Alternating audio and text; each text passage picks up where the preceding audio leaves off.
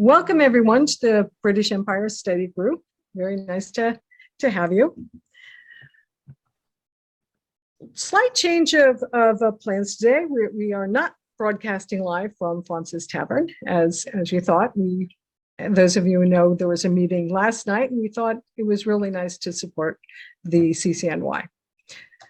So anyway, the British Empire Study Group, for those of you who don't know, we're very liberal in our interpretation of British Empire. If it flew over it, if it passed through it, it's fine with us. We'll take it. So our next meeting is going to be on May 12th, and that's going to be Parody in Philately with Mark Sommer. That should be pretty interesting. He has some very, very nice material. Couple housekeeping questions. Feel free to use the Q&A or the chat for your questions. After the webinar, we'll open it up for a big discussion. So it should be pretty fun. Any interest in topics or anything like that, just send us an email. And you could visit our website at BritishEmpireStudyGroup.com, BEStudygroup.com. Okay, so tonight we have the early inaugurations with Henry Scheuer. And to introduce Henry, we have our surprise guest, Mr. Ed Sisskan. So Ed, if you could do us the honor of doing a brief and embarrassing introduction of Henry. Well, it's not hard to embarrass Henry. I have all the dirt on him. The question is, what can I hold out in return of what he might exchange if I keep my mouth shut? But Henry and I go back to the early 70s. Henry was a collector, as was my ex-wife, of first day covers, but on a very professional level. What we got involved in at that point was trying to determine what were the earliest known uses of American stamps. At that point, the catalogs had good dates for issues up to 1869 and after 1921, and none of the stamps in between had decent results. Henry and I took on trying to straighten that out. I think we succeeded. The dates now are pretty much under control. In the process, he and I won a number of awards for writing on the subject, and Henry went on to write several other articles that earned significant awards as well. One of the things I'd mention about Henry is people talk about first day covers and not really appreciate how significant, how difficult some of them were. I think if you made a list of the 50 most important first day covers of American stamps, you'd find Henry had about 45 of them. It's incredible what he's put together and the knowledge he has accumulated. I've always enjoyed trying to one-up him on occasion, and occasionally have been successful. For example, back in the 1970s, the objective was to try to find one of the earliest inaugural covers, and I came up with the 1893 one first, which Henry eventually got, but it took him 20 years to acquire it. He is an engineering graduate of Rensselaer, so we engineers try to stick together. But he's gone astray, and now he's working for a stock brokerage firm. And in fact, he is my stockbroker. So that says something about my respect for his capabilities. With nothing more to add, let me just turn it over to Henry at this point. Well, thanks, Ed. Thanks for the good plug and all this sort of thing. Tonight, we're going to talk about presidential inaugurations. We just did. We're not going to talk about presidential inaugurations, sort of, really, because this is the British Empire Study Group. And I do have to respect that we have people who are interested in British Empire era. And I'm sort of interested in New York. We're going to be very New York centric here. And we're going to show things from 1789 earlier. Well, there's only one president inaugurated in New York, That was George Washington on April 30th, 1789. So let's go backwards in time and start at the beginning. And we're going to talk about the colonies. We're going to talk about earlier and earlier and earlier and earlier to the very earliest times. And then we're going to throw some first day covers in there. I'm going to give you a summary of inauguration covers in about a minute or two, somewhere along the line. And we're going to go on the yacht British Empire Study Group, because that's the ship that the Dews have provided. So we now have a yacht, and we'll see some views from our yacht a little later on. Here's a schedule of the presentation. Way at the beginning, Giovanni de Verrazano came and visited New York for a little bit back in 1524. And you see the route, the map of his route, and he did a nice little loop stopping in New York Bay back in 1524, well before British Empire, before the Dutch, before Henry Hudson. There's Verrazano. Let's take a look at the next slide. In order to get to New York City by water, because that's how everyone got here, you come from the ocean through a narrow inlet between Staten Island and Brooklyn. You come into the lower harbor and the upper harbor, and you'd go right under, well, the bridge wasn't there. This was built in the 60s, the mid 60s. And of course, it's called the Verrazanaras Bridge. Depending on where you see the word Verrazano written, it'll be written with a 1Z or Z or 2 Zs. But I don't know, I've not asked Giovanni de Verrazano how he spelled it. There must be the right answer. Here we are on our yacht, and we're going under the bridge. This was taken from our yacht, so it is really unique footage. When we did this, Joan and I went to New York Harbor and got on the yacht and took about a 45, 50-minute cruise, and then came back, and all the footage that you see here is from that boat ride. That's under the Verrazanaras Bridge, linking Staten Island and Brooklyn for out-of-towners and for New Yorkers. You're not going to see that view. You'll go across the bridge, but you won't see that view. So let's go to the next slide. Oh, here we go. I said Staten Island and Brooklyn. In 1926, there was a big stamp show, an International Philatelic Exhibition in New York. The White Plains souvenir sheet was placed on sale in New York, October 18th, 1926. This is postmarked in Staten Island, St. George Station, right by where the ferry terminal is in Staten Island. It's the full sheet. Some people will call it an unofficial or non-designated cancel. And it's one of 2 that I have from different post offices in New York City. Fairly tough item. I received a phone call from a dealer about 5 years ago. He said, Henry, you've got to come up and talk to me. I've got to show you this cover. And I said, oh, again? And I said, yep. And I said, oh, it's nice. How much? And he mentioned a price, and I was thinking, too much. Well, here it is, too much. And it's a nice, the only thing wrong with it was the price. But Staten Island, New York is on the left side as you go into the harbor, and Brooklyn is on the right side. Let's go to the next slide. You see how we're not talking about inaugurals yet. Next slide. Okay, in the harbor, well after George Washington was sworn into office in 1789, in 1883, the Statue of Liberty came to be. And this is 1954 on a cachet envelope. And there's a whole bunch of them making up the airmail right to Angola, a very nice destination. Part of my collection, because I collect first day covers going to foreign destinations. This is a nice little destination, and it's about as interesting an item, because I don't have anything from 1883 that I could find. So there you see the Statue of Liberty. It's in New York Harbor, well after the 1789 inauguration. Let's go to the next slide. Well, way back when, this is what the Native Americans found, or Native Americans. This is what Verrazano and the early people that came to the island of Manhattan. No skyscrapers. This is what we see. Okay, let's continue. And here we see the harbor in 1850. Now we're seeing sailing ships, very much a harbor-centric city. Today, when people visit New York, there's hardly a thought that water plays such an important role. But the island of Manhattan, obviously an island surrounded by the East River and the Hudson River, and to the south, the harbor was huge in those days. Let's go to the next slide. In the beginning, here we go.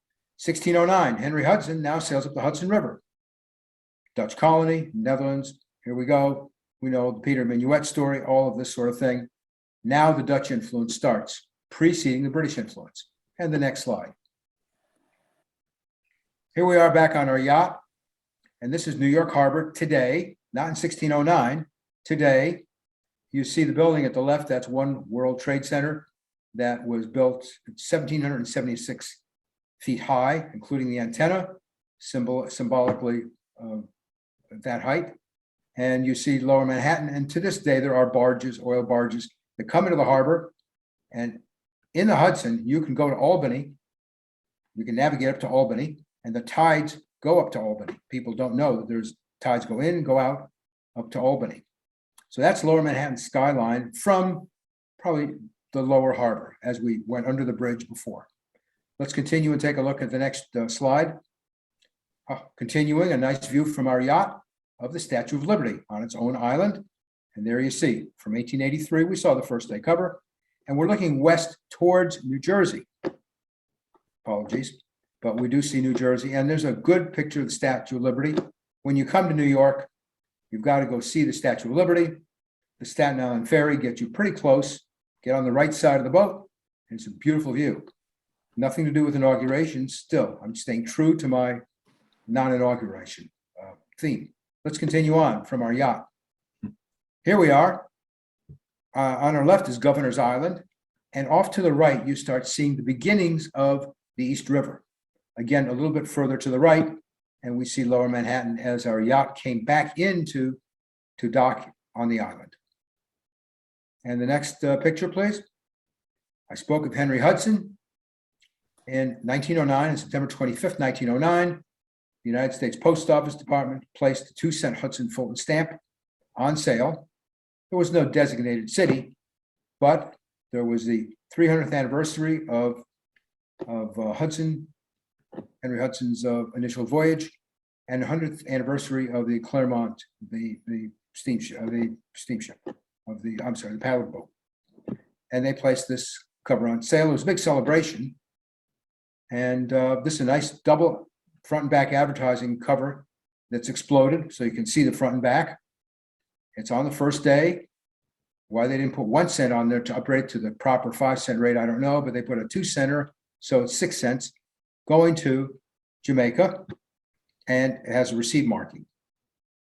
What's really nice about this celebration is that in 1909, when the celebration was held, the 100th anniversary, when the issuance of the stamp occurred, there was a big to-do in New York City. And there was a parade that started on 110th and Central Park West and marched down to Greenwich Village, about 5 miles in length, and ended at the Washington Square Arch in Washington Square Park, for those of you familiar. This is a nice flashy first day cover.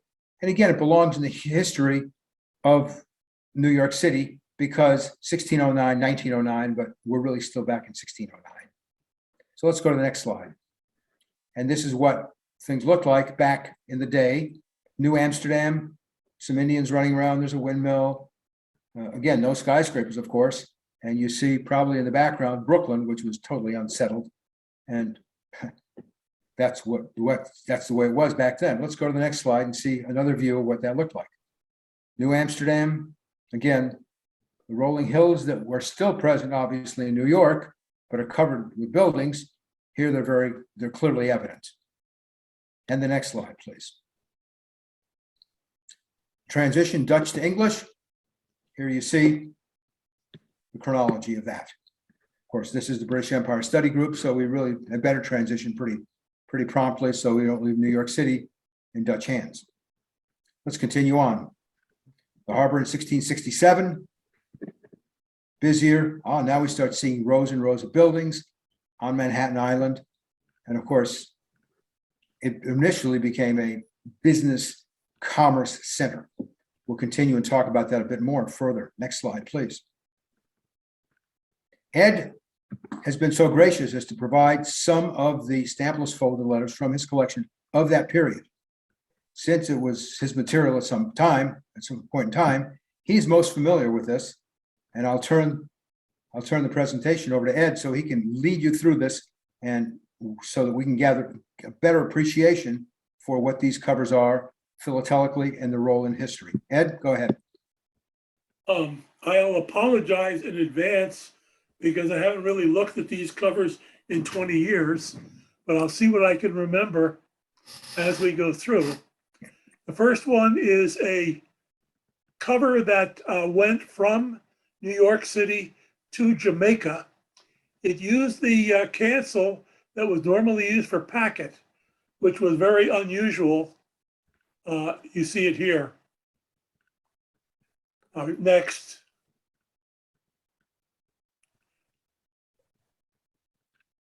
Next item. Next slide, please. Okay. The situation at the time of the Revolutionary War. By the late 1775 period, the rebels had basically taken over New York City. The post office for the British had moved to a warship in the harbor. And from December of 1775 until the British reconquered New York in the summer of 1776, we had a colonial post office run basically by Benjamin Franklin.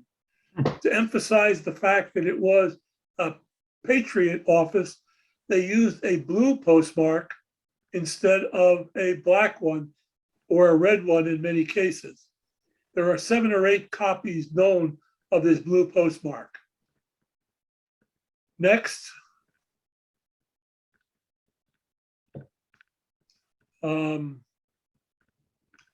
This is just a commercial letter sent from New York by ship to England. I don't remember too many of the details on this one. Let's go on to the next one. Again, a New York to England cover, double weight. It went by British packet. The normal rate would have been 1 shilling plus whatever the local postage was. This is the contents of that. Not going to try to translate it now. Next. This is a very important item. It's now in the Smithsonian, I might add. From 1710 to 1713, there was an attempt to establish a packet between New York and England. One of the covers actually has this postmark here, which is very similar but different than the one that started to use in 1755. The packet basically went bankrupt, mainly because of various wars that were going on, and several of the packet boats were taken as conquests. Next. That's the contents of that previous letter. Next. This is a New York ship cancel from 1729. The ship came from England to New York and then went on by normal mail to Philadelphia. Interesting in that the rate at that point would have been 9 pence, and it's only been charged 7 pence. Next. This was the first, in 1755, they started another packet between Falmouth and New York.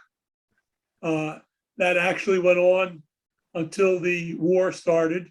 It operated through the war, And following the war, it continued in a different manner. I think the last equivalent packet might have been into the 1830s or 40s. But this was on the first packet chip. It was a 13 times rate, a pretty spectacular item.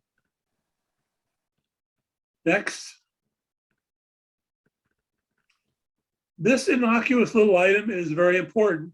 If you look at the very bottom here, you'll see New York and the rate.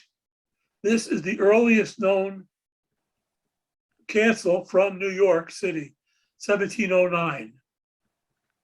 The earliest American cancel, excuse me, is could you give me some water?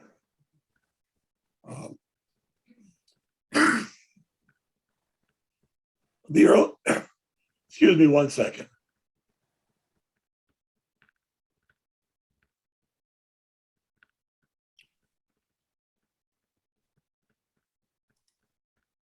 The early, excuse me, I'm sorry.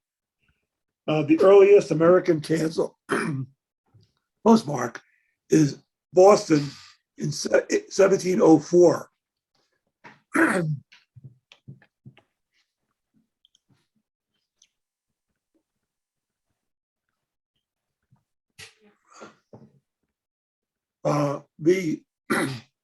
You'll hear references to the Boston postmark being 1703, but that's confusion based on the change in how calendars operated at that point. I won't go into that here, but in fact, that cancel, that is the earliest American one, is what we would now call 1704. Next cover. Ed, Back to thanks you, very Henry. much. That material is really early, phenomenal. They don't make too many of those. There weren't too many around. Because let's sort of try to place this in context. What was the population of this part of the New World over the years? Over the, in 1607 in Jamestown, barely 100 colonists. By 1650, 50,000. In 1750, about 1.2 million colonists. Not many people. So how many could read? How many were writing? Much of this was business correspondence. How many businesses were there? How much survives? And these are great studies in and of themselves. Try to find this material. It's really difficult to find, especially available in private hands. So much of this material ends up in museums, institutions, libraries, not-for-profit, eleemosynary places. But here's a sort of time series of the population growth of this part of the world. Before we go to the next slide, though, let's take a look at Jamestown and Norfolk. And we know that that's a big harbor. That's where much of the naval activities, the Jamestown Naval Air Station is, and the harbor and the Jamestown Exposition of 1907 was. And compare that to New York City. Today, New York City harbor and New York City area has 20 million people, roughly. Jamestown, Norfolk, nowhere near that. Why? Jamestown, Norfolk, agriculture, slavery, especially agriculture. New York, commerce, trade, business. To this day, finance capital, business, technology, all sorts of advantages that initial direction put in place. So the harbors are comparable, pretty interesting. But what you do with the harbor is sort of more interesting to contemplate. Ed shows these presumably business-related letters, many of them, even back in the 1700s and 1700s. Let's look at the next slide. Here we are pre-independence, no United States of America. There's that map of New York City. And we see we see on the right part of Long Island, that's Brooklyn, and it is part of Long Island. And on the left, as we saw with the White Plains souvenir sheet, Staten Island. And off to the left is New Jersey.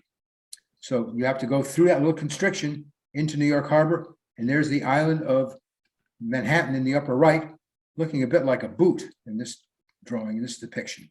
So that's the layout, the landscape of what we're talking about, how you get here. Let's go to the next slide, please. New York Harbor, 1775.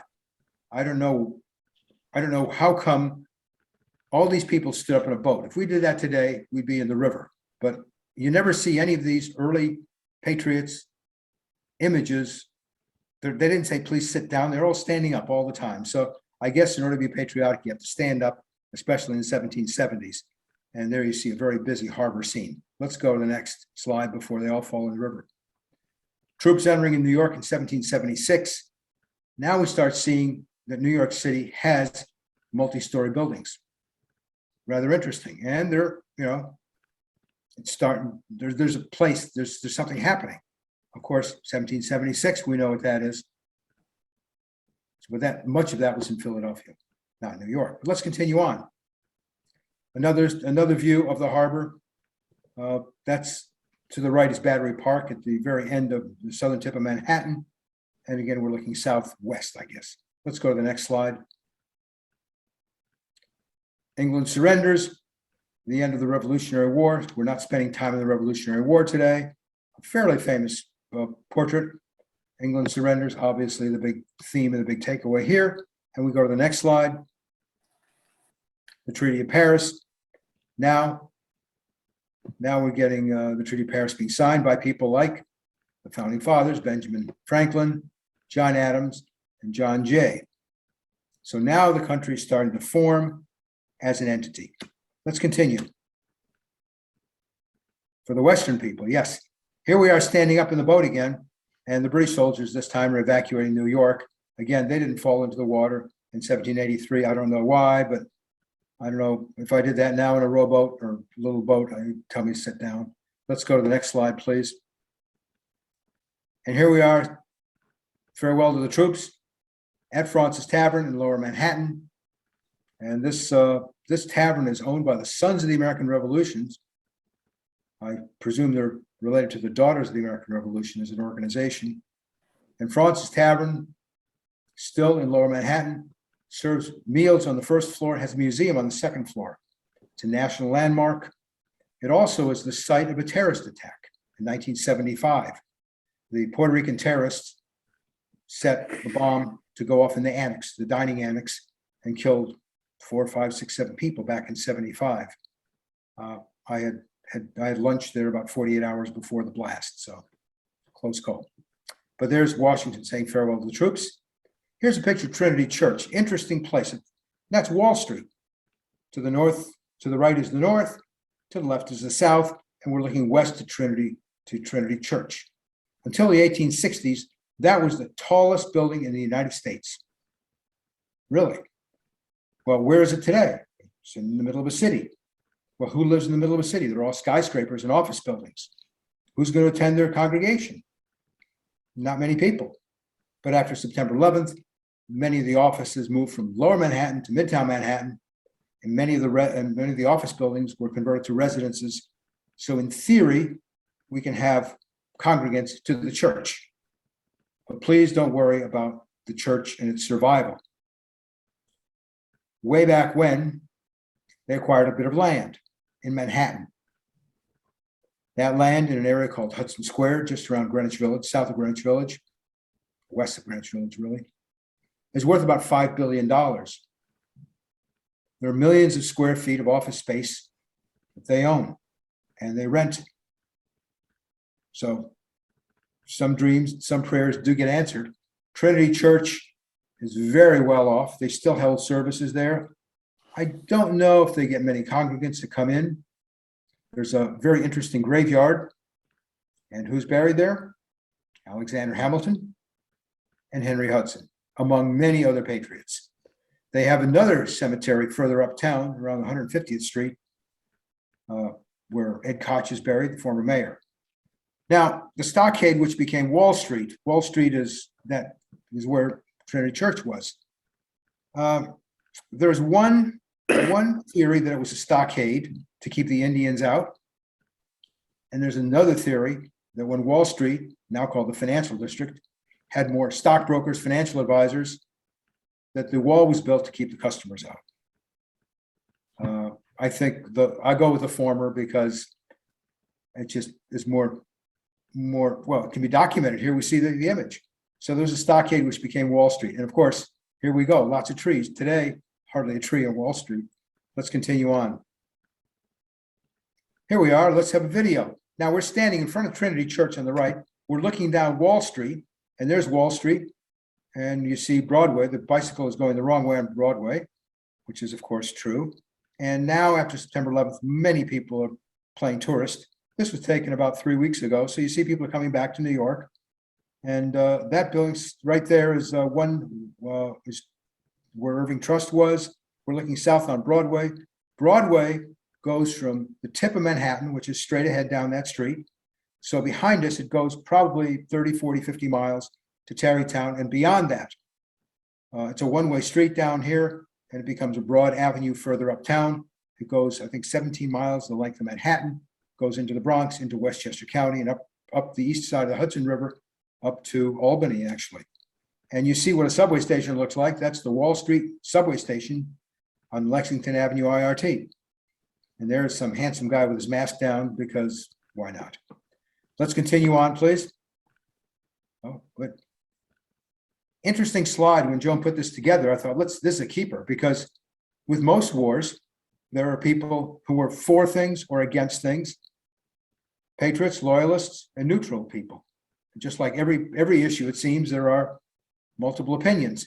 And this is a breakdown of who believed what about independence or not independence, in favor of the war, for independence or not. Interesting. Again, this is all pre the inauguration, because we're hardly even going to talk about the inauguration, but we'll get there. We'll get there. Let's go to the next slide. George Washington, our first president. Born, died, and there's the inauguration date. He served 2 terms. As Ed mentioned earlier, the second inauguration cover that it was his is a stampless folded letter, postmarked March 4th, 1793. And the site of the inauguration was moved from New York to Philadelphia. So Ed came across this March 4th, 1793 Philadelphia cover. I'm not going to show it because we're talking about New York, but that's his second term. And March 4th did last through 1933 as the inaugural date, then it was changed to January 20th. We'll talk about that a bit later. Next slide. Here is no photography, sorry, but this is George Washington either having a gas attack or standing and with his right hand, well, no, it's his left hand on his heart and his right hand on the Bible, taking the oath of office at Federal Hall on Wall Street. In the background, we see Trinity Church. Historic drawing depicts a very important part of American history. Federal Hall is a national monument. You can visit Federal Hall. We didn't take a picture of Federal Hall because there's a lot of construction and boarding around the statue and the site, but it's there right near the New York Stock Exchange, at the corner of Broad Street and Wall Street. Let's go on to the next slide, please. Here we go. Here's a letter dated, and you see in the center we've blown up the date. New York, 30th of the 4th month, which is April, 1789. That's George Washington's inauguration date. That letter was written on the inauguration day. Some historic references to the inauguration. But what's really interesting is the term, the method of acquisition. Where did you find this thing? Come on. eBay, of course. Really? Well, they spoke about a residence of Osgood. That's where George Washington lived, and there's reference in the letter to that. And there was a price. And I bid on the thing, and I was lucky enough to buy it in the days where you could contact the seller by email. And I contacted the seller, and he told me a bit about the story of how he acquired it.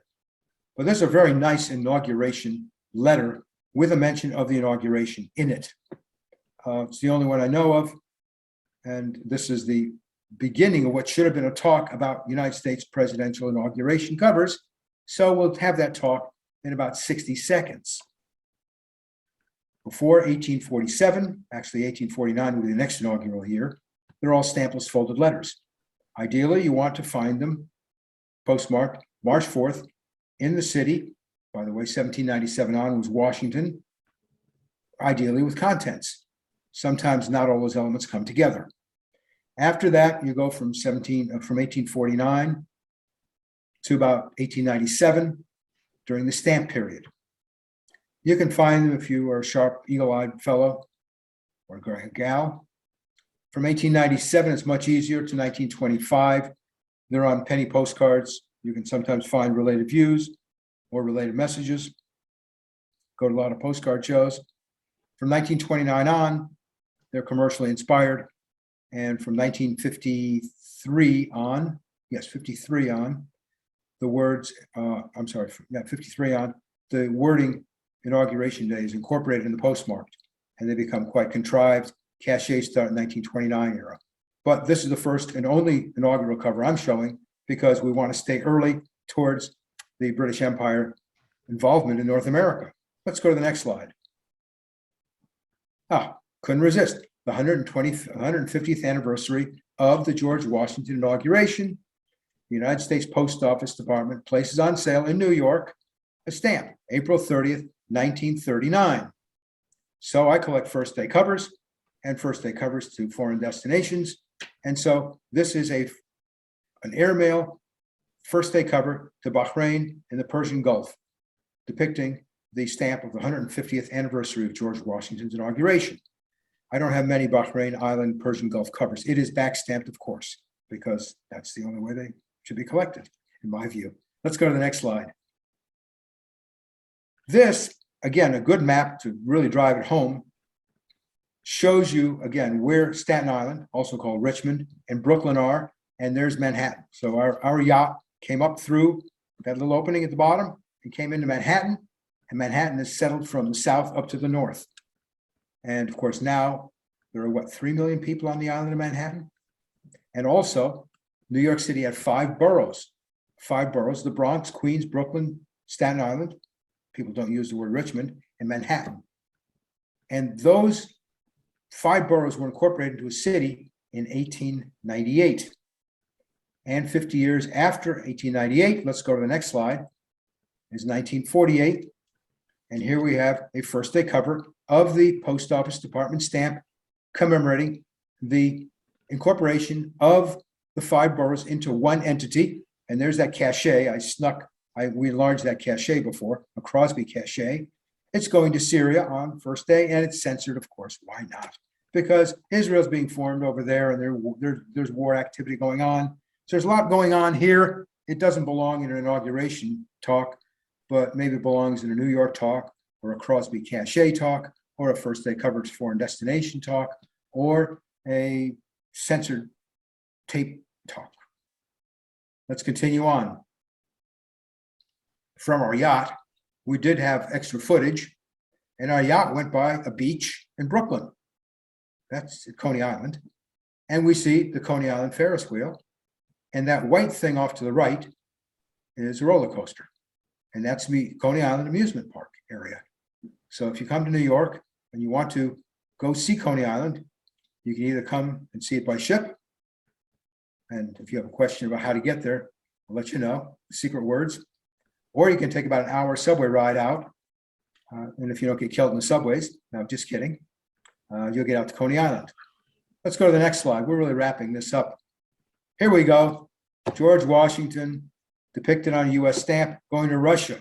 Well, he never went to Russia. Nobody wants to go to Russia these days. But this letter went to Moscow when it was the Soviet Union. A nice foreign destination. It is back stamped. It's not the earliest I have, but it pays a nice rate. And there you see George Washington. Let's continue on. Now, as you know, Joan Harmer is president of Harmer's International.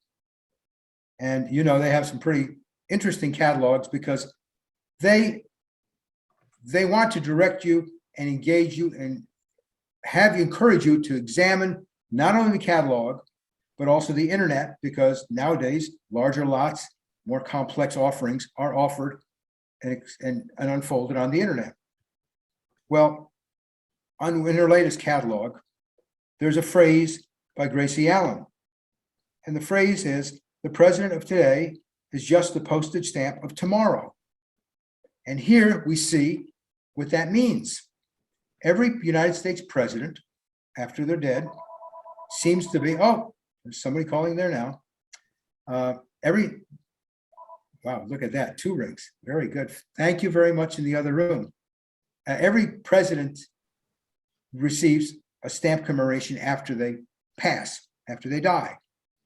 And in 1938, the Post Office Department assembled all the images of the deceased presidents to that time and placed a series, half-cent through the $5 on sale on different days in Washington, D.C., with a few exceptions. The few exceptions. Up in the upper left-hand corner, the half-cent stamp. Benjamin Franklin, never a president, first Postmaster General. We move over to the 1.5 cent stamp in brown, Martha Washington, George Washington's spouse. And on the upper row, the second stamp from the far end, a picture of the White House. So that's the 4.5 cent value. And you see all of the stamps postmarked on the respective first day, except the half-cent stamp was placed on sale a day earlier on May 19th in Philadelphia. So here, as you take a look at the month and the day, they're all 1938. There are different days of release. And let's collapse and bring all this together. Again, remember, the president of today is just a postage stamp of tomorrow. Thank you, Gracie Allen. And let's put it on one cover, the first day of issue.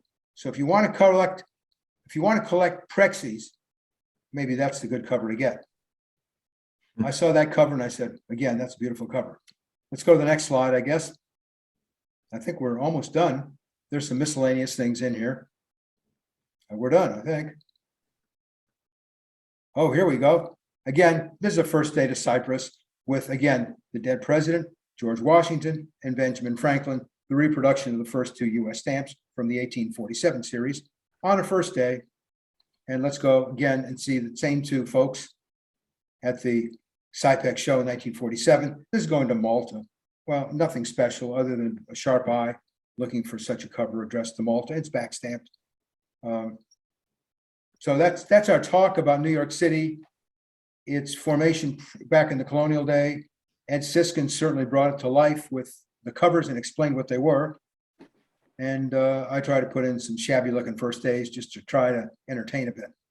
Any questions, folks?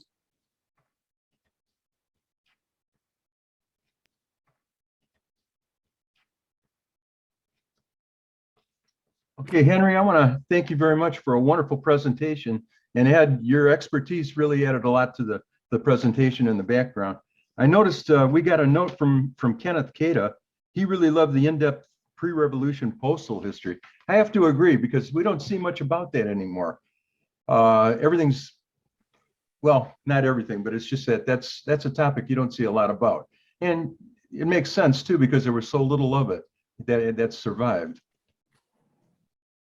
Well, remember now, if you're a new collector, whether you come to it through the internet or through eBay or any other way, you have a lot of material to wade through chronologically. Many people start collecting stamps of the current era. What happens? So you dig back, you go back to the 1980s, the 1970s, the 1960s. You've really got to leapfrog back to the 1700s. And you've got to be aware that this material does exist. Yes, it's rare, it's infrequently encountered, and how would you go about forming a collection? So there's so many ways of collecting and so many digressions, if you will, so that you're not going to see much of some of the early material. I think it applies to other areas as well, but certainly to the colonial period material. And again, Ed formed this collection over a good number of years and was gracious enough to provide images of this so we could put in some philatelic things rather than just show some first day covers and lots of water. Yes. Henry, this is Dan Walker. I just want to thank you and Ed for a wonderful Zoom meeting for us. We really appreciate it. Good seeing you, And man. how are you? I am just fine. We are just fine. Yep. Good seeing you and Pat. Yeah, I had to lean into the picture. She's here. I'm here, my chair doesn't roll. No. I also appreciate the early stuff. That was a lot of good information. The earliest US postmark is Boston, 1704. 1704, right. Okay, wow. I was next to Cipolla, Ron Cipolla, and he found a new one, the third earliest of 1709. Boston. Right. Yeah. I haven't seen it. Ron usually sends me copies of the new things he finds. I'll check it out. Yep. It's quite recent, if I understood him correctly, since he discovered it wherever it was. Yeah, he discovered it in a very small auction, ephemera auction, and he kept quiet about it until he was able to acquire the item. And apparently he's already disposed of it.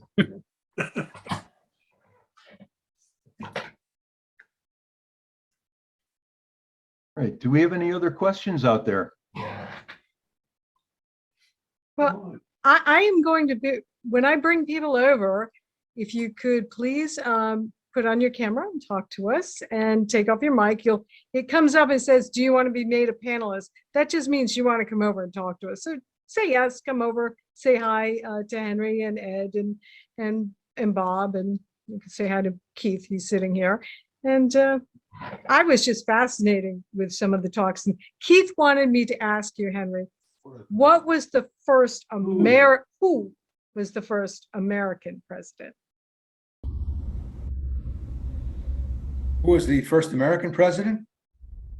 Well, you mean born in America? Oh, we had that. Who was that? Was it Van Buren? I don't remember. Van Buren. My memory somehow says Van Buren, but I'd have to go back and look at the dates of birth. No. Old Kinderhook. I could tell we have American collectors.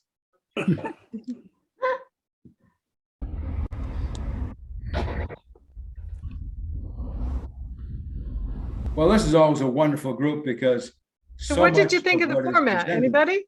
is contextual. Thank you, Andy. I'm like- Van Robert, Buren is correct. or Hodge, I see you there. Do you want to say hi? Hogue, yes. Hello. I'm not much of a philatelist. I'm just interested in learning a bit. John, you said something about the format.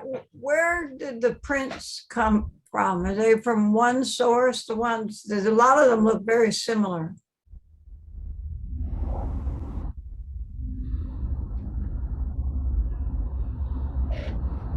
Sorry, when Keith watches, I have to do this little manipulation with the sound where I put the sound on one place. Most of the prints came from, surprisingly, auctions. I know, silly. I figured it was easier for me to call auction images, and I think they're all historic prints from, I have a lot of coaching paintings and coaching prints, so I go in for those old prints. So most of them I had on Sotheby's or Worth Point. And then there are some that look sort of modern and colorful. Are they from a book? Yeah, those are illustrations from books that are off copyright. So the old illustrations, and people used to pen them in. I have a couple of those. So they're fun. Hey, Henry, Frederick Lawrence here. How you doing, Frederick? Henry, I have a question for you about the cover that you showed with the 3-cent Statue of Liberty coil stamps. Go out. Please, so where are we? Three of those stamps were in a triple with a line, with a coil line. Now, I'm not a Liberty collector by any means. How difficult is that to find a coil line, in this case, not a pair, but a triple, on a first day cover, much less to a foreign destination? Well, in order to get a long strip, let's say a strip of 5, you need 15 cent. That's 15 cent rate right away. So you're going to talk about foreign destination airmails to Europe or Africa or Oceania. And then you've got to find the first days to paying that rate. Pretty tough. And Angola is yet tougher. Obviously, as you know, I do look through a lot of covers when I get the opportunity, pre-pandemic. And after 20, 30, 40 years of looking, that's the only one I found that's that interesting. It is in my collection. It's the earliest I have and the only one I have going to Angola. But that's a tough strip with a plate number in it. I would think that Bahrain is an even tougher destination than Angola.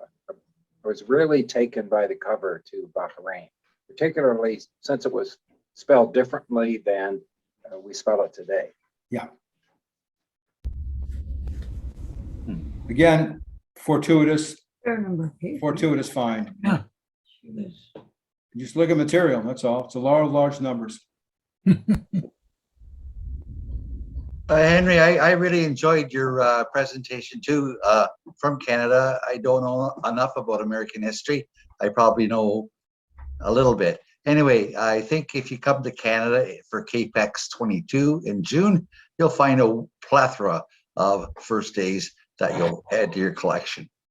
So that's my thank you very much. In the spirit of staying in Canada and speaking the official languages, peut-être je vais visiter à Toronto pour CAPEX. Perfect. 2022. Excellent. That was my plug for CAPEX anyway. Hope to see you all there. Thank you. À plus tard, merci. Go Habs, go. Come on, Dion, à Montréal. I just want to say, and this is aimed particularly at Joan. This morning, I had no icons when you first opened up for audio or visual. No, yeah, for audio or visual. Is there any particular reason for that? I appreciate that once it goes over to webinar mode, then I wouldn't have them because they're closed. But initially, when you first open, I should be able to say good morning to people. Am I wrong? Is it my machine? Is it me too early in the morning? Or am I just playing dumb with computers? Oh, no, it's not you. Hold on, I have to just get the sound reverberate. Okay, no, it's not you. What happens is in the webinar, you don't have the controls like in the meeting. So you come over, it's like lecturing to a bunch of school, to a bunch of, what do they call it? Like when you went to Yale and you have those classrooms where there are just hundreds of students. That's what the webinar is for. Then we converted over to the meeting format where you get all your controls back. Zoom has been making a lot of changes. One of which you probably noticed, I used to be able to control your view. Now you could choose and you can watch our panelists, which could be really interesting at some points. But it used to be I could only put up if one person, I could spotlight them. So they're just making some changes. And I think some of the things are just catching up. So I have to invite. I understand now, but I'm a great believer in if it works, leave it alone. And certainly in the world of commerce and industry these days, everybody wants to change everything every 5 minutes. And basically, I'm getting old. Well, I am old. And that confuses me. Well, how do you think I feel when I come onto a meeting and one meeting one night it's this way, and then all of a sudden there's an update and everything's totally different the next day, and you sort of you just wing it. That's your job. But I think Well- what you do is commendable. Oh, well, thank you. Yeah, we want to have fun. And the way we look at it, or at least we look at it, most of us look at it, I think Bob would agree, is, if you don't like the show, you don't have to come in. We're friendly. We're all friends. We make mistakes, things might be a little, but you have fun. You enjoy yourself. You talk to your friends, share neat covers. Those stampless covers were fascinating. And Henry actually may get me to buy some newer material. I did some newer morning covers, but well, in actual fact, I would like to congratulate Henry on the way he presented the whole narrative. It was very good. I'm not a first day cover person at all. The reason that I attended this was to see the early material, which was very, very good and enlightening. However, some of Henry's first day covers were so visually attractive that if I saw enough of them, I could be tempted to turn the corner. So well done, Henry. Thank you. There's a comment that you made that was very interesting about technology being baffling. And I think that most of us have run into the frustration of dealing with the new enhancements, improvements, innovations of information technology. And it's been very frustrating. The other side of technology is called health technology. And by this age, most of us know that the warranty has expired.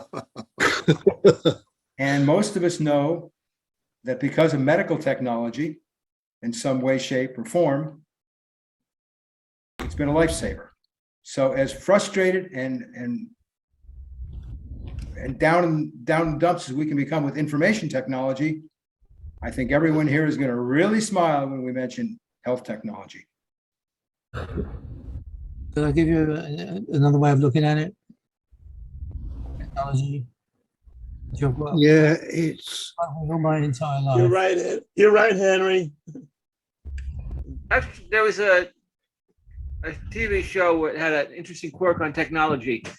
An entire office of LA detectives is frozen because the computers are down. He says, wouldn't it be great if there was a big book with everyone's names and phone numbers printed in it?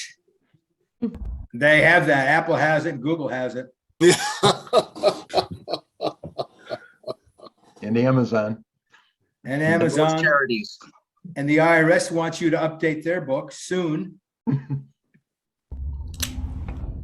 You know what I really found fascinating, being that I didn't study American history all that well in school, was I was just amazed at how, because it's the British Empire Study Group, how much of Britain was in New York City. George Washington was a British subject, so that means it's game for the British Empire. I just thought that was really, as we walked around Manhattan, you were giving the tours, I was like, this is really, really neat how the two intertwine. And then philately comes in. We walked down Nassau Street and you were going through all the old stamp dealers. It's just phenomenal. Lower Manhattan is really a fascinating place to visit. The history, multi-century. And of course, this talk was a little bit constrained because I wanted to stay before 1789. And there are places downtown that have been preserved pre-1789. Some of them we didn't show because how much time, and after a while we're doing a travel log of the Wall Street area, and that's not what we wanted to do. Hey, you British even occupied where I live, Bordentown, New Jersey, during the Revolutionary War. Oh, yeah.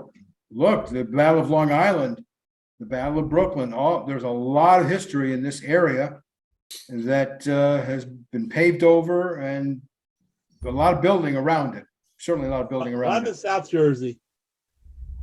We have some even pre-Revolutionary War homes here, still occupied. But that was really neat when I saw Ed's letters from like that period, the same period that we were walking down the street store, and then you saw the old things. That was just, is really strange for me, a strange experience to see 200 years beneath my feet and then look at the covers and say, oh my gosh, those are from that. And that's what it looked like. Oh, it's corroborating. Earlier, somebody asked a question about who was the first American president, and Andy Coopersmith either looked it up or knew it off the top of his head, but he said Van Buren was correct. Yeah, I did check my resources. It was Van Buren. Right on. Yeah, I read presidential histories. Oh. So anyone pre-Van Buren is game. There you go. But, interesting period of time. Henry, did you have a chance to look at any of Hamilton's, the stuff associated with him at the Grange and down by Trinity But Church? Hamilton, of course, Hamilton Grange up on 144th Street. Yeah. And up by Columbia University, you see Hamilton here and Hamilton there, Hamilton Heights. Yeah. There's a lot of presence in New York City of Alexander Hamilton. But if you come to New York City, don't go look at those sites. Stay in New Jersey, save your hotel dollars, spend your money on seeing the play Hamilton on Broadway. I wanted to do a whole exhibit from that, based on that play. I just loved that play. I got Disney just to watch that stream online. And by the way, before you go onto the play on YouTube, a lot of the songs appear on YouTube, so you can prepare yourself, and then you can at least know what's coming on and be acquainted with some of the words. Masterful play, and still playing at hundreds of dollars a ticket. Hello. How you doing? That's a long 5 minutes, man.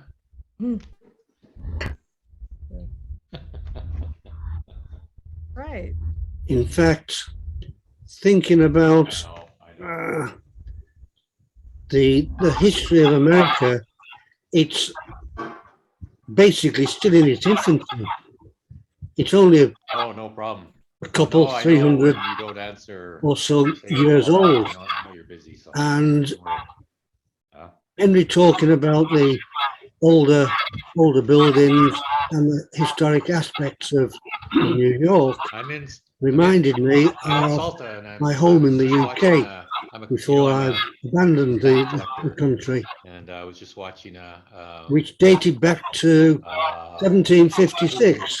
Zoom call presentation. But nobody thought anything of it. Pretty good now. So what? It's an old house. Especially with COVID, it's really sort And of, 1756 in the US is bordering on phenomenally early. Yet in the UK, it's normal. It's good, especially for Nobody me down in cares. Argentina, where I'm in the middle of nowhere. A little bit strange. So Well, yes, and within the So how US, are to things our going? US We had a audience, long chat this if you morning, go to the west Stephen and and I find a with building the, from on 1900, Yagway, and that's pushing very it old there, for out there. with Back the- east, 1900, plenty of buildings from 1900. Thank you. The east coast is much more aged than the west. And Yes, To, including our highways. I'm not Well, sure. Mike, with all due respect, you're forgetting all about the history of the Native Americans, the Indians. I'm sure there's a lot of history for them, but hasn't been recorded or totally lost to history. A lot mostly lost. What did they do for mail? Did Native Americans have mail? The Indians, they lit fires. Smoke signals. No, come on, don't get stereotypical. I don't think they really did that, but I'm wondering, did Depended they on the have- tribe. They depended on the tribe in terms of, you know, was it the Iroquois League would have had might have had some more couriers, that kind of thing. The Algonquin tribe would have, depending on the level of territory and depending of whether they wanted to skin you and kill you or take your mail, they went both ways. Yeah. No, I mean, I'm thinking about all the covers and stuff. I have never seen any between Native Americans. I'm surprised about the Iroquois League not getting more coverage in stamps because they really had a strong impact. But some of the other tribes, they were kind of forgotten. In fact, during the Revolutionary War, there was a smallpox outbreak. 30% die off with the Americans, but it was like going on to 50%, going out towards the Great Lakes. So they were gone before our history started, really. What did John say? Just one thought, John. I don't think that any Native American tribe had a written language until the 1800s. Without a written language, you're not going to have too many letters. Yeah, I know the Iroquois Nation didn't have a written language.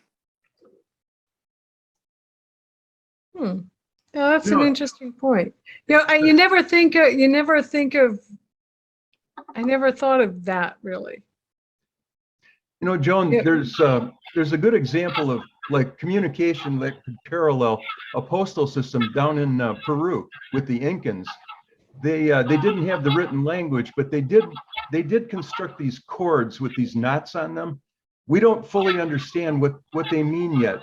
We're still studying that type of thing, but they were communicative and they would tell a lot of detailed information. And then couriers would take them from the headquarters in Machu Picchu would be the, one point where they would go from, and then they would go all the way into the Amazon basin with these strings and communicate with people. And then they would send similar strings back.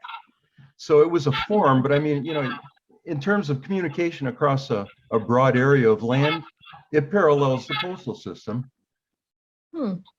Yeah, I don't think how would a judge react to an exhibit with strings? But John. Oh, yeah.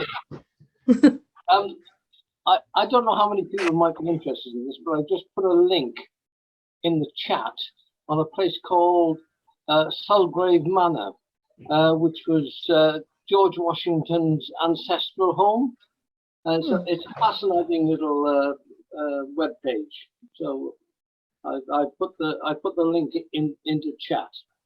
Oh. Wait, so where is that? That's in England? That's in England, yes. Yes. Wow. So he really is British. Absolutely. A relative of his lost the Battle of Monmouth, the first Battle of Monmouth during the English Civil War. So. There was a reenactment of it in Wales in 1999, and the officer for the Royalists was a guy named John Washington.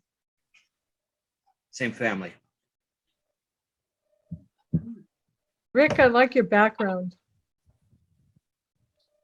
Now you didn't catch these things. For the situation, yes. The green 32. apparently works well. Green works well for background, so.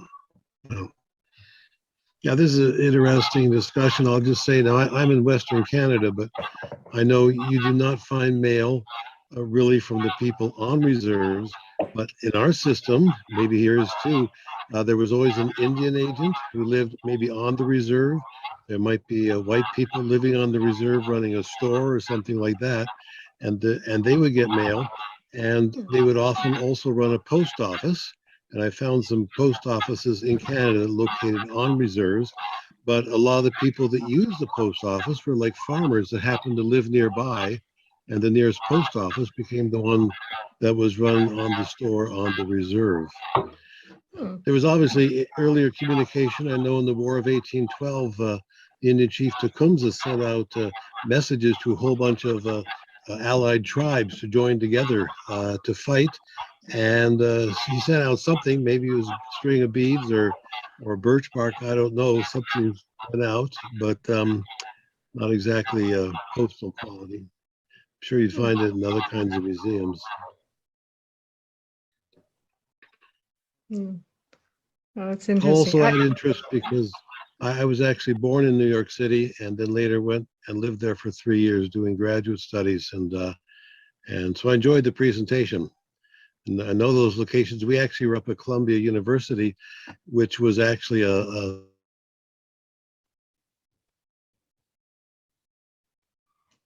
think we lost the audio, Rick. I was going to say that if you wanted to, if we you lost get, Rick. yeah, if you get off, you leave Manhattan and you go into New Jersey to Morristown and where it crosses into Pennsylvania, you're going to see more something closer to, a little close at least, to what George Washington would have known when he was traveling through. There's still state parks for the battle sites and for things like that, and start related to the Revolutionary War history. Rick's back.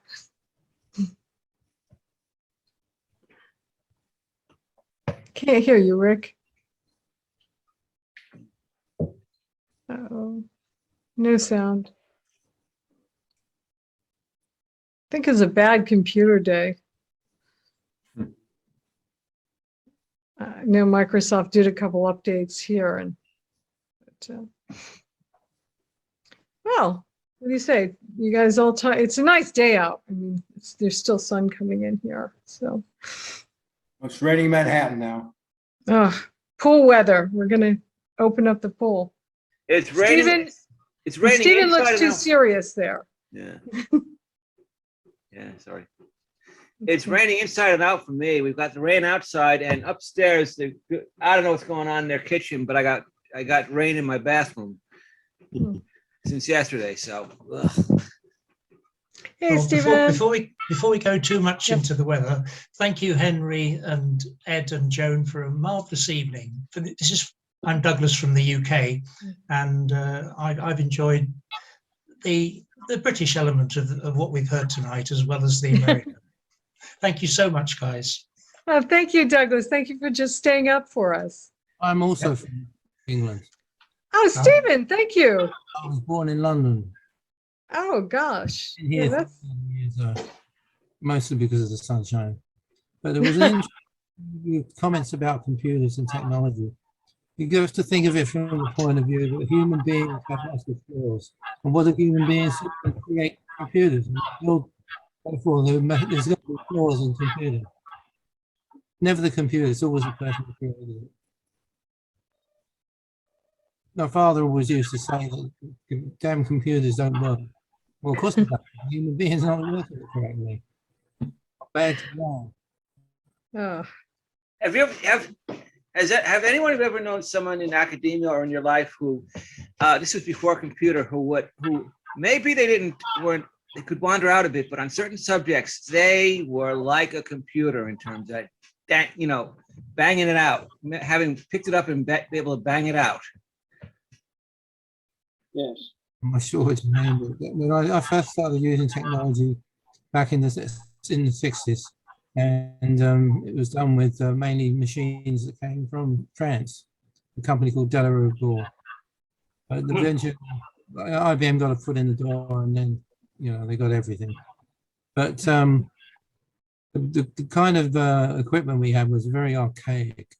It was paper tape with different coding on it and holes punched in it. And you can imagine how difficult it was to use that. All these years have passed, and today, this thing I have in my hand would fill a room, a good-sized room, if it were back in the days of the 60s. Well, I think it was Ed Grabowski who told me he was teaching in NYU, and they kept, because the computers generated so much heat, they put air conditioning in the rooms. And he said that the departments would keep having to move the computer from room to room so they could get air conditioning throughout the whole building. Yeah. Anyway, guys, we're way past my bedtime. I'm going to say Okay. goodbye now. Thank you, so Douglas. much. Bye. I was that last comment was remember in All Creatures Great and Small, the salesman called the Barge, who would have this notebook of all his contacts and everything, and he could get you your product. You know, you think it was impossible. He would get you. All he would say is, "I have my ways and means." Yeah. I can remember when I was an apprentice, I worked for a while in a drawing office, and we used to use mechanical calculators. You had all these little levers and handles you wound so many times clockwise and then so many times anti-clockwise, and then wow, in front of you you have the answer. That was pre-electronic calculators, and I can remember when Sinclair brought out an electronic calculator kit, that people would pay about 20 or 30 pounds for this kit, and build their own little calculator. And all you could do was basic calculation. Things have changed so much. Yeah, now kids can't add or spell because they have spell check on the computers, and they have, calculator, everything's done manually. All right. So Ed, what is your, Ed, what is your current collecting interest now? Sorry, Ed, which Ed? New Jersey. New Jersey. And free francs and anything I find interesting. I picked up a number of covers that I didn't get when I was collecting colonial mail, and I just felt I had to get them, even though it's 20 years too late. I see. I have an eclectic accumulation rather than a collection. A colleague of mine has joined this group, Kristen Patterson. She's belongs to our stamp club here in Redwood City in California. Hey, Kristen, you could say hi. Hi there. Hi, Kristen. It's Stephen. Hey, good to see you. We haven't seen you at our meetings recently. I've been busy managing my way through reconciling a family trust, and it's very complex. So all my time is devoted to that right now. Next week is Westex, so hope to see you there, Kristen. I will be there. I understand you're giving a presentation. Maybe you want to give a plug. Thank you, Kristen, for the opportunity. Yes, I will be speaking Friday afternoon on a new philatelic research project that I started 2 years ago. I gave the first status report on that at Great American Stamp Show in Chicago last year, so this will be an update on that. And I'm working on developing the story of the Mafeking Siege blueprint stamps after the siege. So what happened with those wonderful 3 blueprint stamps? How did we get from the end of the siege to what we know about them today, 122 years later? So Friday afternoon at 2 o'clock, for those of you who will be at Westex, please come by. Wow. Is it going to be recorded, Frederick? To the best of my knowledge, no. Now, the talk at Great American Stamp Show last year was recorded and is on the Scouts on Stamp Society International Facebook page. This is an update of that presentation with some a year's worth of new discoveries and new information. But no, I'm not expecting anyone to record next week. So it would be nice if we had that ability. Well, if you get someone there and they need help, I'll show them how to use just their little iPhone to record it. It's pretty easy. So, and I think, because I'd love to see it, but we just can't get out there, unfortunately. We are going to CAPEX though, Bob. Are any other people coming out to West Pex? There's a lot of people from New York going out there. I think Wade's going out there. Henry, you're not going out, are you? No. We'll be in San Francisco and right around gas. We're gonna go out to San Francisco, flying out of San Francisco, spend some time going up to Shasta, and then come down to Sacramento. Oh, very nice. Yeah, a little Russian River, go up to Eureka, go over to Shasta, Lassen. You can do a Yeah, lot of look out traveling in for California and resourceful. never leave the state. Come to Canada. I don't know, the wine, what good wines do you have in Canada, Bob? Oh, we've got great wines up here. We've got the whole Niagara region, Prince Edward County. British Columbia's got world-renowned wines. You could stay mellow for quite a while. I'm gonna drive my truck to Ottawa. Perfect. Well, that sounds interesting. We've got a customs broker already set up for CAPEX, so you're good there. Okay. Yeah, we could just tell them that it's not really wine we're bringing over the border. It's their stamps, right? They're the. Oh no, you better off. You probably pay less on wine than you would stamps. Taking it back. So. John, might I ask you a question? Sure. I happened to hear something in passing that you were part of Harmer's Auctioneers in New York. Yeah, I'm married to a Harmer. Okay. Oh, it's just that I've had an invitation to the Royal Philatelic Society next week, of which I'm a member, and I believe there's a gentleman from your Charles Epping who's right. giving a presentation next week. Yeah, so Charles wants to be our adopted son. He's right. but so Keith sold, the family sold the big company Harmers of London, as you know, they sold that to Guido, and that's now part of the Italian Biloxi group. Harmers of New York was sold originally to, I think the H.R. Harmer in New York. That was sold to Greg Manning Company or Nutmeg, and then it went out to California, and it's now under the intergalactic region. And Charles Epting heads the H.R. Harmer, the old firm.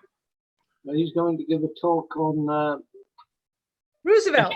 FDR's New Deal. Yeah, it should be really interesting. I'm very interested in, because I actually remember teaching someone about that a few years back. Oh, you should see, I don't have a catalog here. Hold on. So yeah, I'll show you. They're really nice. He's a really nice guy. It's very nice to see someone that young in, that much into the hobby. I don't think we have, what do we have? This is our front. So this is our, I don't have it. You can't really see it, but this is our, yeah, I see it. So this is our first cover. I can't really, Keith, it doesn't fit in. I did, it doesn't work. Sorry, Keith is, Here you go, guys. hold on. So anyway, that's his firm, that's our firm. But it will be online soon. Anyway, so yeah, that's what I've been doing. I've been very busy. So we have Harmers International. So when Keith sold that after his non-compete ran out, several people approached him and wanted Keith to handle their collections. So we formed Harmers International to do that. They didn't want the name when we sold it. We were like, I don't know why not, but they didn't, so we kept it, and Bob's your uncle. The phone number is the exact same one that he had back on 60 years ago. So, and I'm not going to argue with him. So, well, it's nice to be able to keep the name. Yeah. And the links to the past, I think. Yeah, anyway, it really is. Looking forward very much to the talk next week, next Thursday. Yeah, he was quite, yeah, Carol, who was originally, you know, Carol Bomarino, that would be an equally nice talk, but Charles is just so great to fill in for her. And his talk I think you'll really enjoy it. He's a very nice guy, very well spoken, and very enthusiastic about the topic.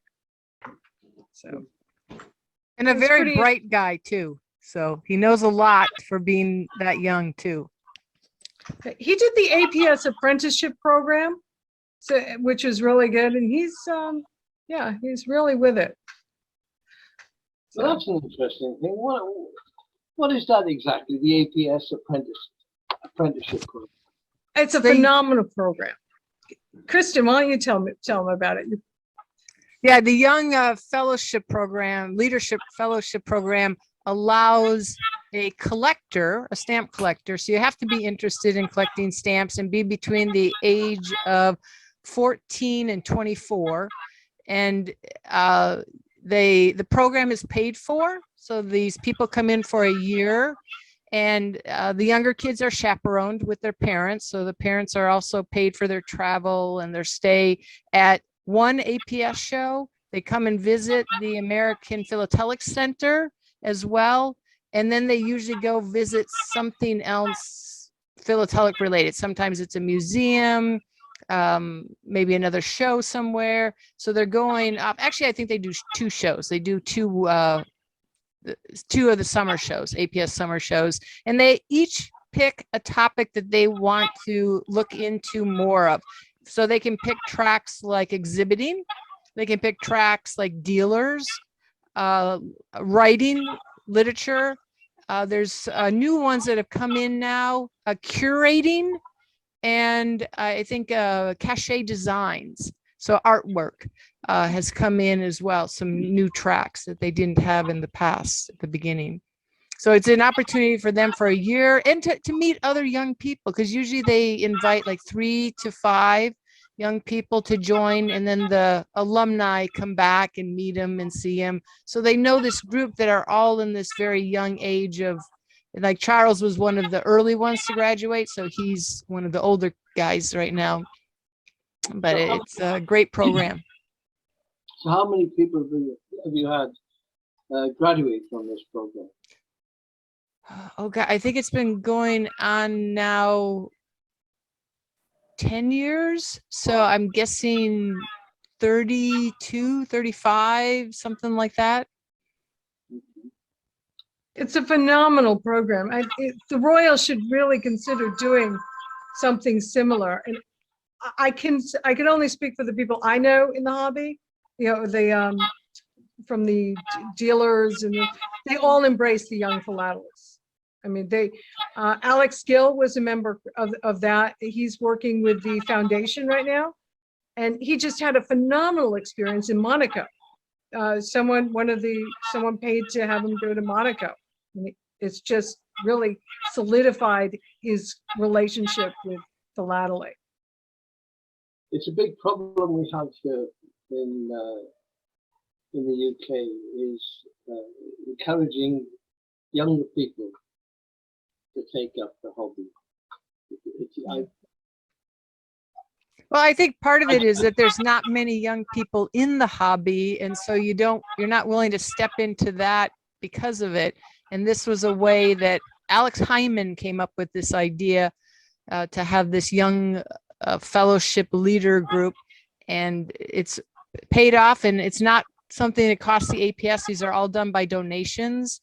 Like the dealer track is usually a donation from a dealer that pays for that, and so on. So different groups have, maybe there needs to be an auction track. Joan, look into that. I think you'll find a lot of auctioneers vying for those people, but well, but the whole thing is, you know, like Alex went through it, and now Charles went through it, and now they're all leading up auction houses. So maybe there needs to be an auction house track. Yeah. They do a great job. The APS does a wonderful job preparing them. Now, for preparing everybody, they have a lot of knowledge base courses for people, not just kids, but not kids 24 years old, right? But younger people, but even newer philatelists. So the APS really is a cornerstone, I think, in philately. And I'd love to see them broaden their reach outside the United States. And I think they're trying to do that. That's what we need. We need youngsters coming into this. We really do. I'm secretary of a local society, and I'm the president of a federation in the east of England, central of England. And I think we're lucky to get someone who is under 50 turning up to one of our meetings, one of our display days. We just can't seem to attract people in their 20s or 30s. Well, I think you have a catch-22 there, because when I talk to the younger people like Alex and stuff, I said, well, what will get you to come to meetings? And they said, younger people, like Kristen said. They don't want to hang around with grandma and grandpa, and no offense, or their parents. They want their generation. So one of the things we're trying to do with the British Empire is bring in topics like what Henry did today that broaden the reach of philately. And like the judges would hate it, if you put an exhibit up with scenes of modern day, you did the mix, but you need to sort of think outside of the box to try to get the people in and let them say, oh, philately, that's really cool. Like they look at Ed's letters and say, oh my God, you could buy one of those things. And then slowly you transition them to real philatelists. But it isn't like the way it was before, where you'd get your father was a philatelist and then you'd become a philatelist. And I think we have to think of a different approach today to attract younger people in. One thing that we had, it wasn't this side, it was over on the Collectors Club. Presentation on the Guinea Black, or the British Guinea stamp, the most valuable stamp in the world. That was here. Yeah, okay. I was listening to that and I was thinking, I listened to that and then, and I think, okay, well, geez, if something like that came into my hands, the first thing I do is I'd sell it because I can use the money. That's just a plain fact of it. Somebody else wants to pay me $3 million for that, I'm a millionaire. Thank you. Goodbye. And then I go to a site like Jim Fort, and I find first day covers for the fourth. I got first day covers for the Forth Road Bridge in Scotland, which I've been to, and I've got a first day cover for the Verrazanaras Bridge. That was the International Year of the Quiet Sun, which was a big scientific year. That was a DDR issue. There's a lot of issues, just from my birth year, all these things that came in my birth year. It's like, oh, it's 1964. And ways to get younger people in is like, okay, so let's not show you something that you need $3 million to buy. Let's show you something you can go for $15 at a place like Jim Fort and build up a store, and it relates to you. It's your birthday, or it's your birth year, or your favorite something, or your favorite team, and that's a good, for philately, affordable philately, because there's a lot of dross out there, but there's also some stuff that if you approach it the right way, someone's going to like that. Like, oh, I don't know. So if you got Cherokees, there's a lot of Cherokee related stamps. How many people have Cherokee blood in them? And that would be an inroad. Ed, you make a good point, because that Statue of Liberty thing from the 1950s, a very ordinary looking cover. It's an Artcraft cachet, it's addressed, but of course, there's a hook there. You can really, like you say, you need a hook. Henry, I think your presentation was fantastic, and I think I would describe that as, although you had a lot of really old covers and you mixed it with more recent first day covers. We would call that, I don't know what you call it in the States, but we call that social philately, where you're using philatelic material to tell a story. And I think that's really the way to go, to encourage people to get involved in the pastime. We've got something over here called, I expect you got it in the States as well, something called scrapbooking, where people cut out bits and pieces and put them in a scrapbook. And they take a lot of trouble over the way they're arranged and balanced, and it's something like that. There's a whole area of people, postcard collectors, people who do this scrapbooking, that you could draw in with this idea of social philosophy, whereby you tell a story just with a cover, really. In fact, I've got one. I tell a story about a cover I received about the British Empire expedition to Antarctica in 1933. It's about 15 or 20 sheets, and I can tell a story about that. And people are interested. Non-philatelists become interested in it because it's such a good story. Yeah, that's what we get a lot of here. Is I try to reach out to groups that are tangential to the subject, so that way they'll come in and you try to bring them into the dark side, you know. But I think it's worked. We have gotten a lot of new people here. Because I get to compare what the collectors club, our collectors club side, which they, you know, I think they had a coronary when I suggested we had the fellow here who gave the Mr. Scheuer did the railroad exhibit. And I think I gave them all a coronary when I said, no, I think that would be really good.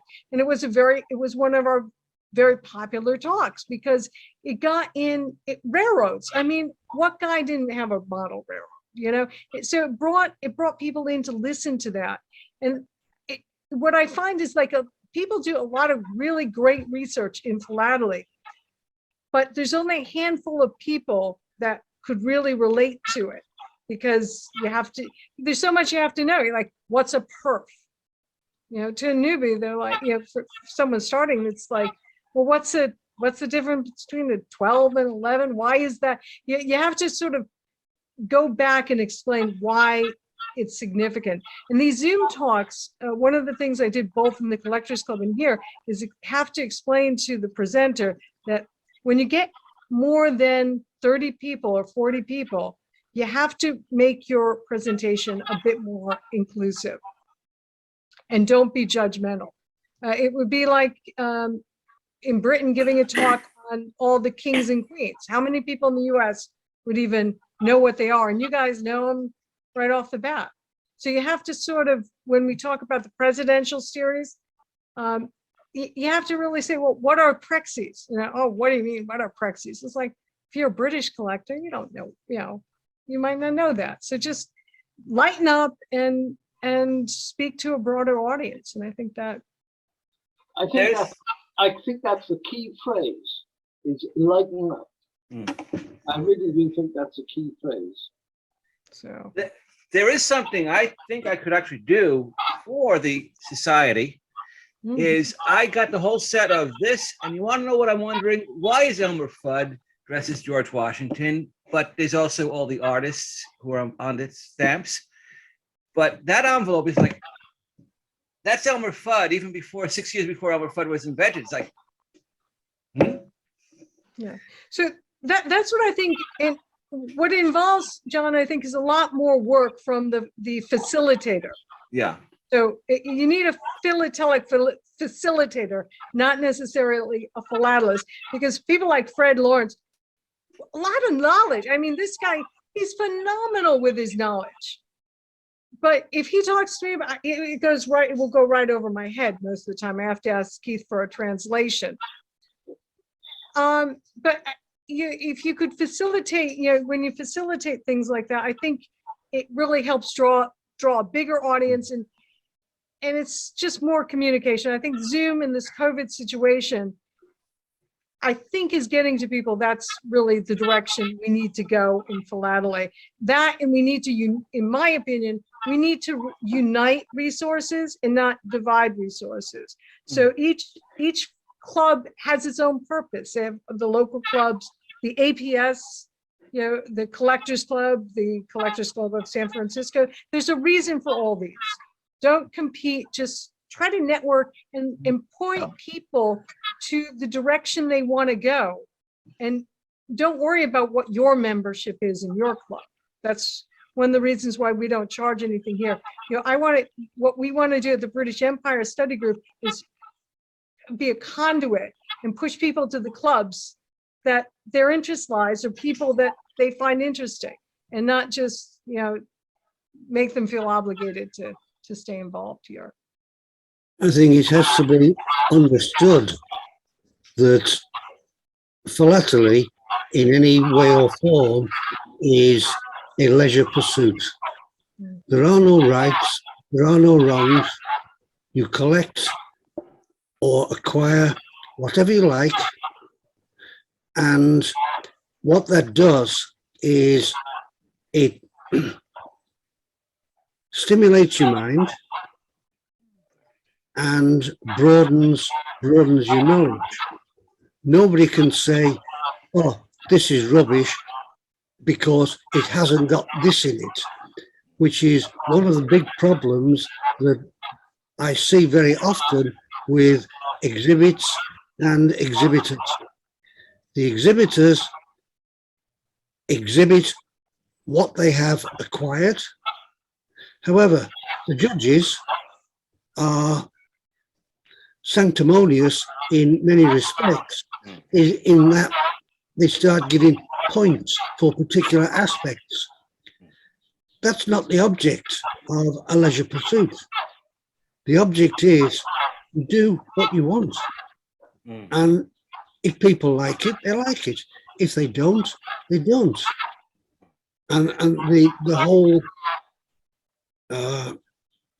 world of exhibits, not that I'm saying they should be banned, but they should be looked at in a more educational and leisure-minded perspective, not being hard and fast.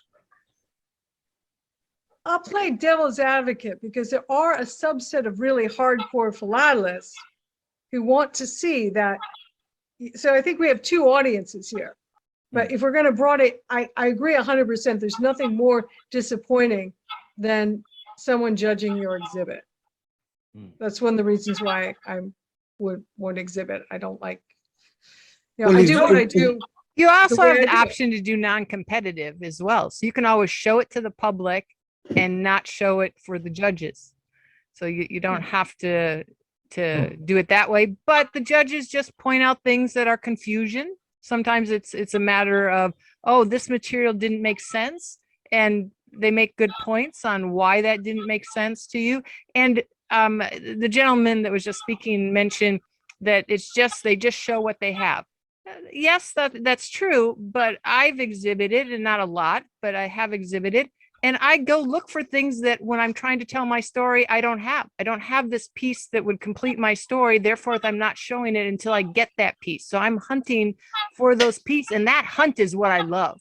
That journey is what I love. That history, that research all gets me to that exhibit. And that's what I really, really like about exhibiting, because now once it's down in print, it has to be correct, in my view, right? I want it to be perfect. I want it to be accurate. I don't want to have one word that's incorrect, and I will reread it 100 times to make sure that, and I think most exhibitors go to that effort as well when they show their material. I compete, but I also display. And they're completely different things. And this is the wonderful thing about philately. You have all these little, what's the word I'm looking for? Little Niches. Trails, all these little trails. You can exhibit. You can exhibit locally. You can exhibit nationally, or should I say compete rather than exhibit? Compete locally, nationally, internationally. That's a completely different a completely different thing to going and having a reciprocal visit to another local philatelic society where you display maybe 18, 19, 150 sheets of the stuff that you really like to do and the stuff that you really want to share. That's perfectly correct. Completely different terms. And the whole purpose of attracting more people into philately is to make it interesting. And one thing that we should all be thankful for in a perverse way is COVID. Because what COVID's done is it's closed off people's movements, but also it's produced things like Zoom. It didn't exist in 2018. Yeah, you're right. Now here, and it's bringing people from all aspects of philately closer together, and the closer together the people become, the more enjoyable the whole proceedings become. There is something I would love as an exhibit, not a judge, not a competition thing, and like a big show at Javits. My friends send me Christmas cards from Britain, and I noticed something. Great Britain, unlike the United States, which kind of fell off a few years back, always makes interesting Christmas stamps. And who does that? And it's like the world, world Christmas stamps, and a little discussion about the favorite artists for the stamps, and do they have original artists? I think they do in the British ones. It'd be like right around the holidays, a kind of hook to get you into how stamps can be interesting and how not just pretty, not just attractive, but then there's a story behind a stamp. Like this is a designer who's done Christmas stamps for a couple of years, and you can see that there's artistry in the stamps. And the other one, this is just me, train engines and cars. Czechoslovakia did some really nice series on that.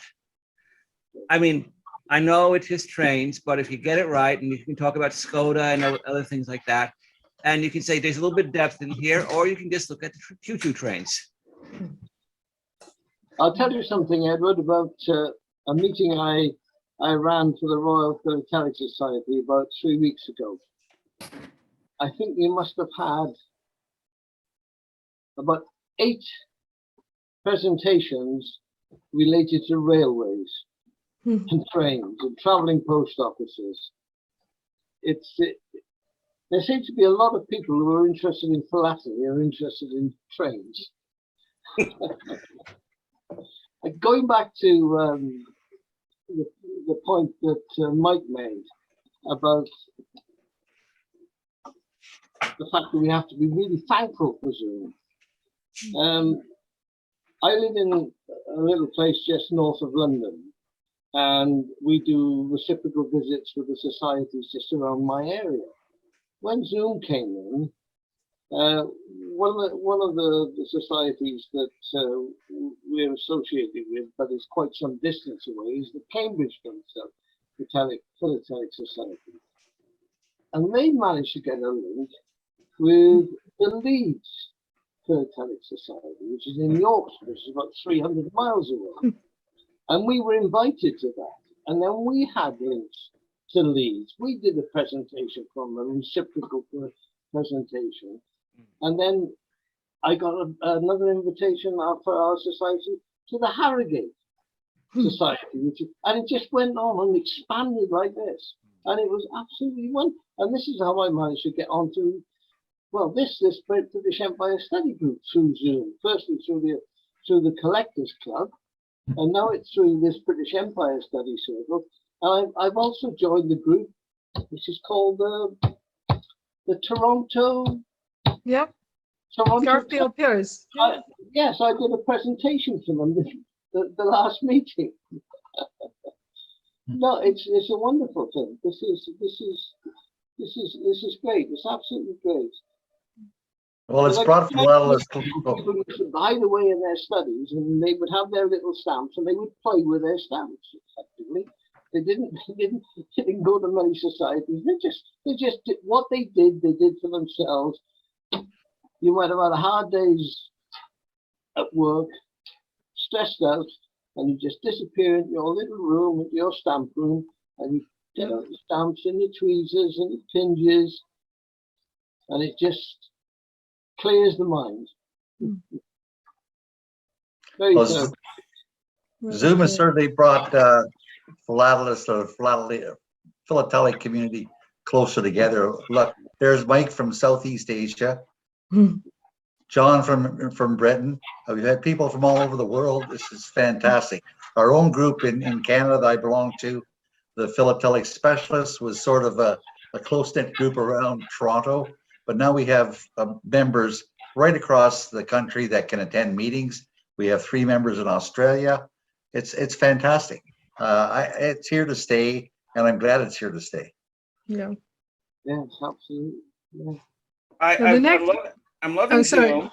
I'm loving Zoom, but on some of the things I've been working on, I've hit this point where this is actually with the Office of Price Administration. I'm going to have to go down to Maryland to get to the federal, get into an archive, and then I'm going to figure out where the best scrapple is and the best hash browns and who does good cornbread. Yeah, that's going to be my trip. That's going to be my vacation. So anyway, the next thing we have to do, John, is we have to teach some of the clubs how to do these hybrid meetings.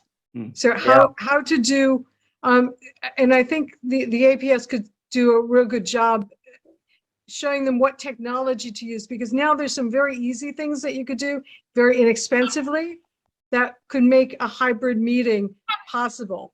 Because the hard thing is, like with the Collectors Club, I didn't get to run it completely last night the way I wanted to, but my whole design was you have to make the 2 audiences work together and interact, and that is easier said than done. So I think there needs to be we could develop some best practices for the clubs that they could use to get to that next stage, now that we're out of this insulation period and still keep this outreach that we built so well. Mm-hmm. So. And part of it being how to work in a room where the wiring isn't, like last night, the wiring wasn't quite ideal. You had little issues with that. And how to work with a room that's not state of the art and still pull it off. Yeah, they could have, they weren't listening to me, Edward. So anyway. Well, a busker has to work. A busker in Union Square has to deal with what Union Square is, not change Union Square into what he wants. Mm-hmm. Yeah. So anyway, you could do it. You just have to do things. But anyway, Henry, thank you very much. Mm. And I think did we lose Ed? Ed went away. He went to bed. So. Great talk. That was really fun. I sent you a couple of emails, Joe. Around. It was very interesting hearing the feedback and questions. Yeah, thanks again, Henry. I really enjoyed that. Joan, you really got me hooked on these British Empire meetings. I'm not going to miss any of them. Our own club is meeting tonight. Our local club is meeting tonight, but I said I'd rather do this. Well, invite them here. They could have they could do a presentation.